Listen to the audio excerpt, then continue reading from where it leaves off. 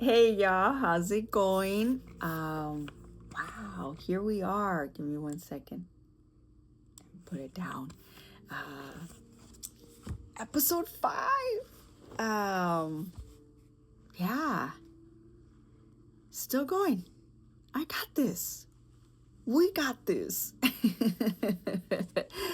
Anyways, you guys, yeah, here we are. I'm gonna get right to it. I do want to say this though before I start. I said it in the last episode, and I'm going to say it on this episode, that if you need to take a break, or you need to pause, or you just need to step away from this episode, go ahead, completely understand. I had to do that a couple times in the last episode and in this episode as I was writing the episodes. So I completely understand if you have to do that yourself as well. So, but yeah, let's start. And as always, I start with the Bible verse, and I want to start this episode with actually the same Bible verse that I did last week, which was Psalm 34:18, and it says, "The Lord is close to the brokenhearted, and saves those who are crushed in spirit." So, y'all, this is it, the Luna Truth Healing Out Loud, and I'm your host, Luna.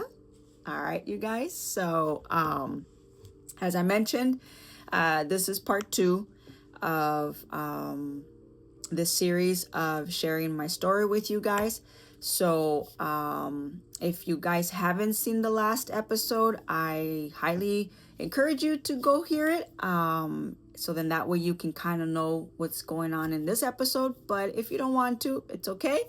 You can still hear this episode. So, but all right, you guys. So last week I left off when my stepfather moved in. And so this episode is going to be about that, as well as how things changed in my life. Okay.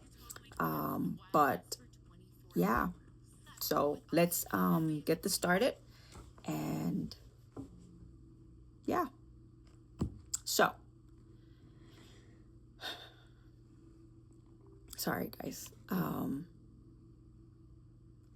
Today I'll be sharing how everything changed after my stepfather came into our lives, and how I survived the only way that I knew, which was through anger, sports, and trying to stay away from my home. I'm 45 years old now, and I can still remember this change like it was yesterday. The day my mom let him in, everything changed. My home was no longer a home. It became a place I wanted to avoid, a place I wanted to run away from. And I attempted many times because I feared my stepdad. When my mom brought my stepdad to live with us, shortly after her and my dad separated, I was not happy. And I'm sure that this is a normal reaction for any child. But I felt like I wasn't allowed to feel this way by my mom, my stepdad, and a few other people. When my stepdad came into the picture, he was really nice at first. But I did not like him. I was afraid of him, but I did not know why. My mom and my stepdad would go out a lot, and when they came back home, they were drunk. I would do my best to make sure when they got back home that they would not wake up my little brother, as they got back late at night, laughing, stumbling, and then they would go into the room, close the door, and put like loud music. This also kept me awake. I couldn't sleep through the noise. They did this often. I remember telling my mom one day that I did not like my stepdad. And boy, did she get mad. And I saw her love him more than she loved me. At least that's what I felt. I'll tell you this. This sure was not the life that I dreamed of. This wasn't what I thought a family was supposed to be like. Especially when my mom began to get hurt by my stepdad.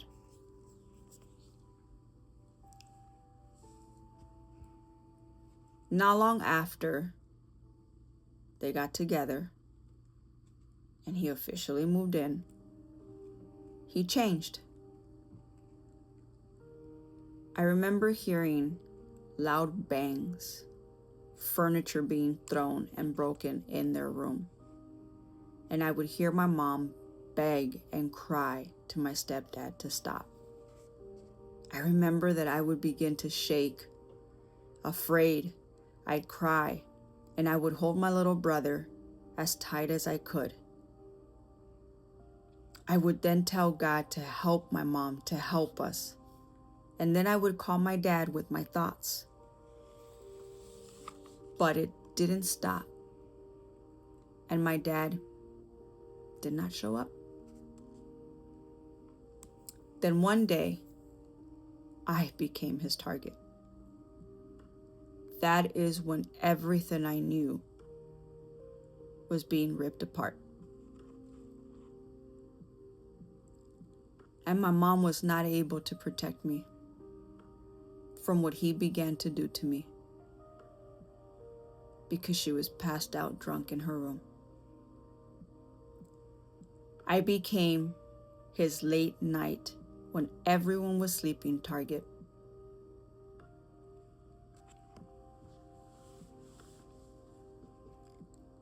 He hurt me in ways that no child should ever be hurt.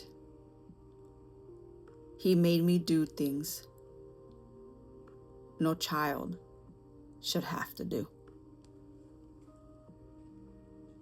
And he put fear in me. He said that if I told anybody, he would hurt my mom. And I believed him. Because he was hurting my mom. So I never told anyone what my stepdad was doing to me when everyone was sleeping.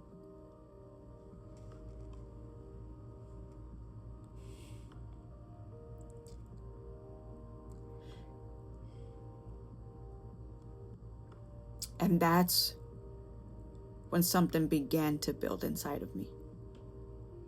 Anger. Lots of anger. It started as a quiet ache.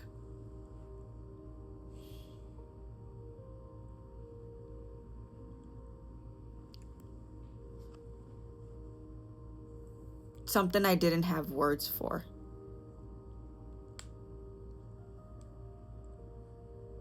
I started to act out at home by fighting with my little brother, talking back to my mom, which then she would think that it was disrespecting.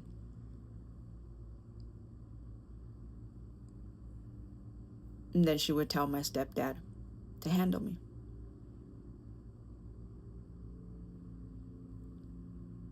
So you can say that over time, that ache turned into rage.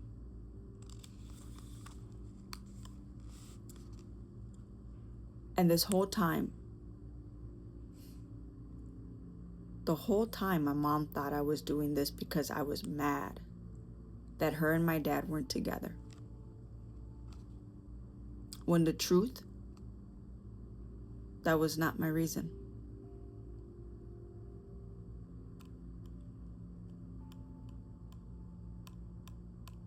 But anytime I tried to tell my mom what my stepdad was doing to me, I see how she would choose him over me. So I did not trust her. Y'all, that rage, anger, it became my best friend. It protected me.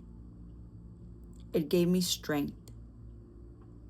It gave me something to feel when everything else went numb. Believe it or not, anger taught me to survive. Anger taught me to be fast, strong, and determined.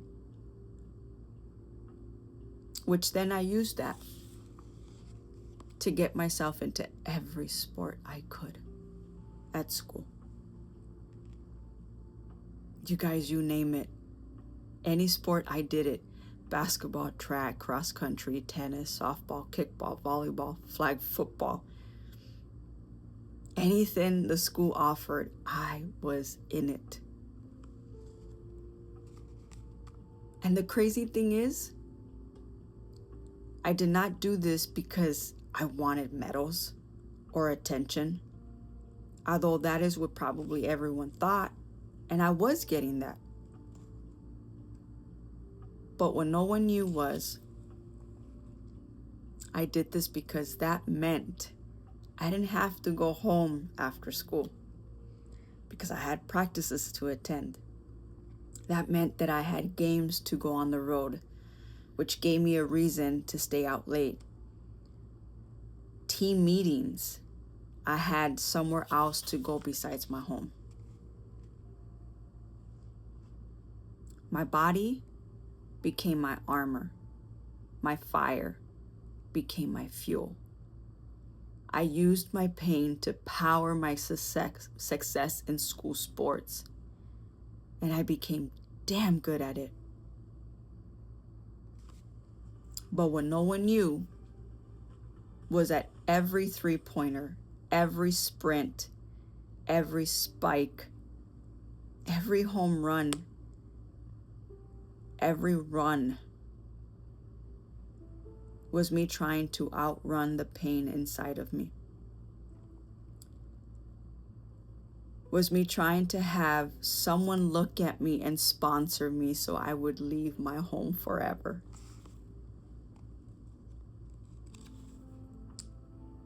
You guys, I didn't have the words back then, but I knew I was trying to escape something I didn't deserve. And every time, y'all, I had to walk off or was done with a game or a meet,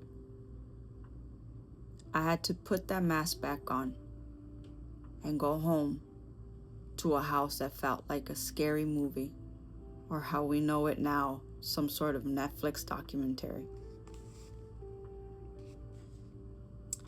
You guys, as I look back now, as I do this episode, I see how that little girl used what she had to survive. See, many see her though for her anger, her outburst, her rages, her mistakes, her not being a good daughter. But I honor her because she did what she had to do, even though she probably did it wrong. But she never gave up. She fought for herself with every breath and every game.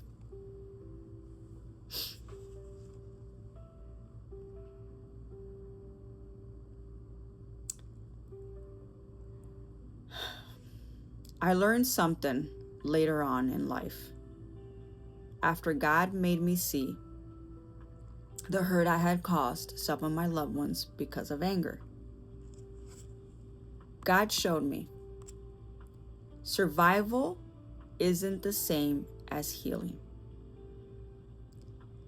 And one day, that anger that helped me escape and helped me become an amazing athlete would also be the anger that nearly destroyed me. And that part of my story will be coming soon as you follow me in this journey of being vulnerable and truthful about my life.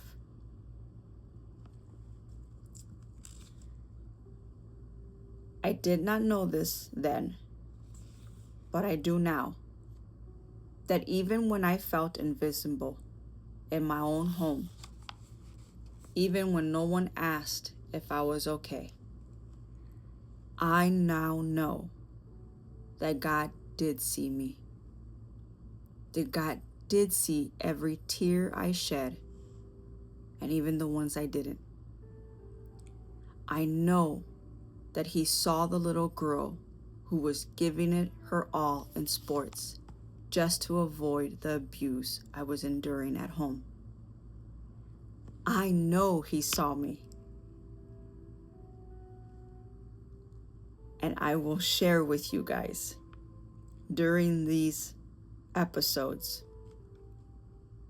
how God showed up in my life and how He told me that He was there with me the whole time. So I hope that you can keep listening to my podcast and keep watching my episodes. Because you guys, the way God showed up is just mind-blowing. So with that said, you guys, thank you for listening to the Luna Truth Healing Out Loud. I want to say though, before ending this episode, that if you ever used anger to survive, if you ever found like escape in something others didn't understand, just know that you were not weak. You were not a bad person. You were just trying to survive. And God saw it all. I hope you join me next week as I keep sharing my story with you. I will continue to share how that anger began to take over, and then what happened when I finally cried out to God. So, y'all, until then, protect your peace, speak your truth, and never forget that you are seen. Y'all have a good day.